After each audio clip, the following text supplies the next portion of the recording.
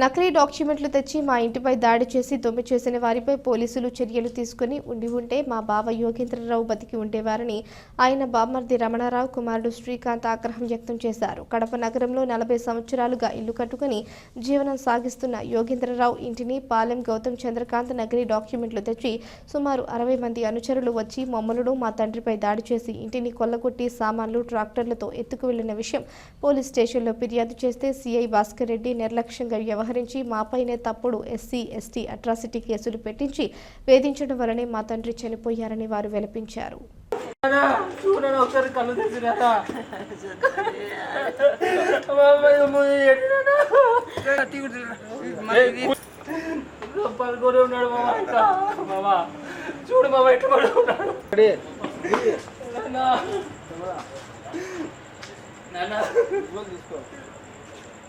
నాకు దుర్దినము నా మామగారు అయినా తర్వాత పాలెం శ్రీకాంత్ వీళ్ళ తండ్రి గారైన యోగేంద్రరావు ప్రమాదం ఇవాళ పొద్దున 9:35 గంటలకి ఇది జరిగినది.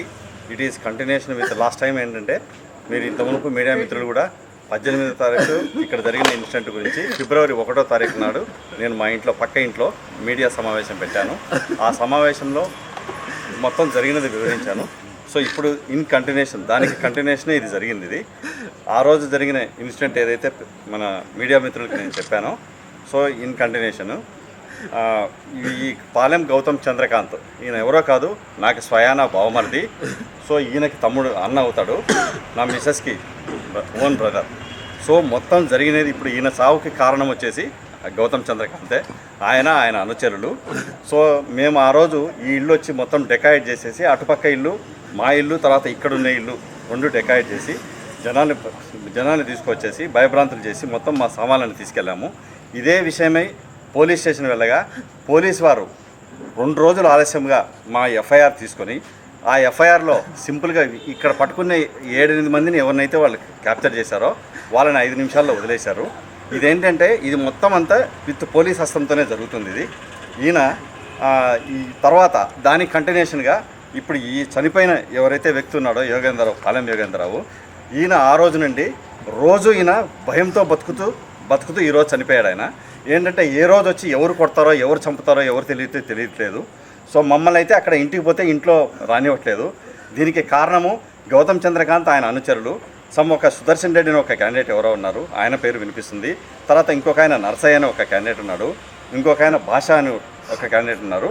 సో వీళ్ళందరూ తర్వాత మా మీద ఏం చేశారంటే ఇప్పుడు ఈ ఇన్సిడెంట్ జరిగిందని చెప్పి మేము వెళ్ళి పోలీస్కి మొరబెట్టుకుంటే ఇమ్మీడియట్గా మళ్ళీ పోలీసులు reverse case SC ST atrocities case పెట్టారు.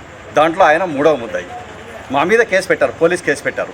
మేము వచ్చేసి మాకు జరిగిన అన్యాయాన్ని పోయి డెకాయిట్ జరిగింది, రికవరీ చేయండి, తర్వాత దోషుల్ని శిక్షించండి అని మేము పోయి పోలీస్ స్టేషన్ పోతే రివర్స్ వచ్చేసి మా మీద మేము నేను ఎస్పీ గారిని కలిశాను.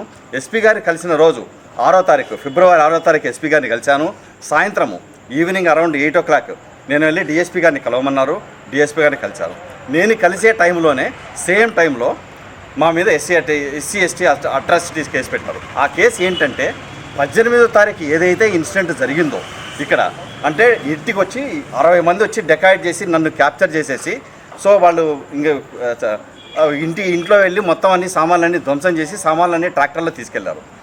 వీళ్ళు పెట్టిన కేసు ఏంటంటే 18 నేను పెట్టాను కేసు, 20 రోజులు ఆలస్యంగా అంటే 6వ తారీఖు ఫిబ్రవరి 6, 18 జనవరి జరిగితే ఫిబ్రవరి 6వ తారీఖు ఏం క్రియేట్ చేశారంటే స్టోరీ క్రియేట్ చేసినది ఈ ఇంట్లో ఒక ఎస్సీ గడ్డం శ్రీనివాసులు ఆయన ఇక్కడ 8 నెలల నుండి ఆయన ఉంటున్నట్టు ఆయనని మేము ఇచ్చిన టెనెంట్ అక్కడ మా ఇంటి పక్కన షుకూర్ అని టెనెంట్ ఉన్నాడు, ఈ అటుపక్క టెనెంట్ ఉన్నాడు. ఆ టెనెంట్ ప్లస్ మేము ఆయన్ని వేధించి అదే రోజు ఏ టైం అయితే మేము కేసు పెట్టామో మా కేసు ఎఫ్ఐఆర్ కట్టారు, ఏది సింపుల్ సెక్షన్స్తో కట్టారు.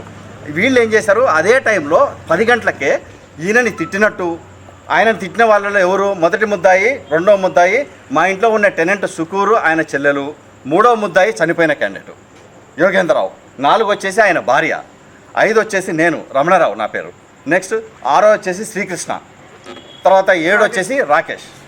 7 మంది మీద ఎస్సీ ఎస్టీ అట్రాసిటీ పెట్టాడు. అంటే మమ్మల్ని భయభ్రాంతులు చేసి పంచాయతీ చేసుకోండి, తర్వాత మీరు పంచాయతీ చేసుకోకపోతే మీకు ప్రాబ్లం అవుతుంది, అని చెప్పేసి మమ్మల్ని భయబంది చేసి ఈయన ఆ రోజు నుండి మా బ్రదర్ ఇల్లా ఎవరైతే గౌతమ్ చంద్రకాంత్ ఉన్నాడో ఈయన ప్రతిరోజు మనుషుల్ని పంపించి బాడెక్కి తర్వాత ఏంటంటే బయట ఇంటికి వీళ్ళు దాదాపు 40 ఏళ్ల నుండి వీళ్ళు ఉన్నారు. ఈయన యోగేంద్ర ఎవరైతే ఉన్నారో ఎందుకు ఆయనకు మానసిక క్షోభ వచ్చిందంటే ఆయన ఇల్లు దాదాపు 40 ఇయర్స్ క్రితం నుండి ఆయన కట్టుకొని ఇంట్లో ఉన్నాడు. రెంట్కి అందరికి రెంట్లకి ఇచ్చింది ఉన్నాడు. నిన్న వచ్చి దొంగ డాక్యుమెంట్ ఫోర్జరీ డాక్యుమెంట్ క్రియేట్ చేసుకొని ఆ డాక్యుమెంట్ మీద వచ్చి మమ్మల్ని కొట్టి అక్కడ సొంతం సిస్టర్ని ప్లస్ నేను బ్రదర్ ఇల్లా నన్ను ఇచ్చి కొట్టి తర్వాత వీళ్ళ ఇంటికి వచ్చి ఇప్పుడు ఎవరైతే యోగేంద్ర ఉన్నాడో ఈయనను కూడా ఆ రోజు అటాక్ చేశాడు. ఆ రోజు నుండి ఆయన మేము ఇంటికి రావాలన్నా మాకు ప్రాబ్లమే. రోజు దినదిన గండం అయిపోయింది. ఎందుకంటే ఎవరు వచ్చి ఎవరు కొడుతున్నారో ఎవరో తెలియట్లేదు. ఏ రోజు ఇక్కడికి వచ్చినా కానీ ఇమ్మీడియట్గా వచ్చేసి ఒక 10, 15, 20 కార్లు వస్తాయి, జనాలు వస్తాయి. వాళ్ళు ఎవరో తెలియదు, ఎవరు ఏం చేస్తారో తెలియదు, ఏ యాంటీ సోషల్ ఎలిమెంట్సో తెలియదు. సో ఇప్పుడు మేము చెప్పిన కొన్ని పేర్లు మాత్రం నాకు తెలిసింది. అది పోయిన నెల 18వ తారీఖున మా నాన్న అమ్మ వారి ఇంట్లో ఉన్నారు. మా వయసు 70 సంవత్సరములు.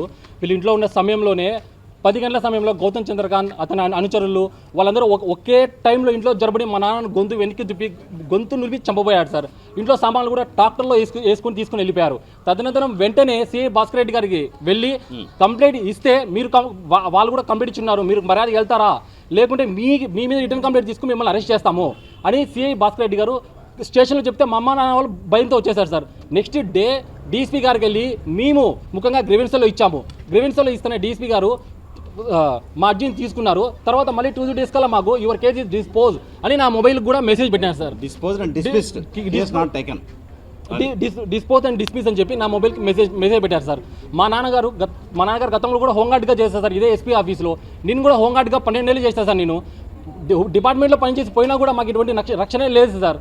18వ తారీఖున సిఐ భాస్కర్ రెడ్డి గారు కరెక్ట్గా స్పందించి ఇక్కడికి వచ్చి ఖచ్చితంగా అన్ని చేసి ఉన్నత అధికారులకు ఎస్పీ గారికి ఈ విషయం తెలియజేస్తుంటే ఈరోజు మా నాన్నగారు చనిపోయే వారే కాదు సార్. మా నాన్నగారు చనిపోవడానికి ముఖ్య కారణం సిఐ భాస్కర్ రెడ్డి గారు, డిఎస్పీ గారు, గౌతమ్ చంద్రకాంత్ గారు, పోలీస్ డిపార్ట్మెంట్ వారు సక్రమంగా వాళ్ళ విధులు నిర్వహించి ఖచ్చితంగా రిపోర్ట్ నిజంగా ఎస్పీ గారికి సమర్పించుంటే ఈరోజు దోషులందరూ జైల్లో ఉండేవాళ్ళు, మా నాన్నగారు ప్రాణాలతో ఉండేవాళ్ళు సార్. మనకి ఇప్పటికి 70 సంవత్సరాలు ఎటువంటి అనారోగ్యమే లేదు సార్, లేదు.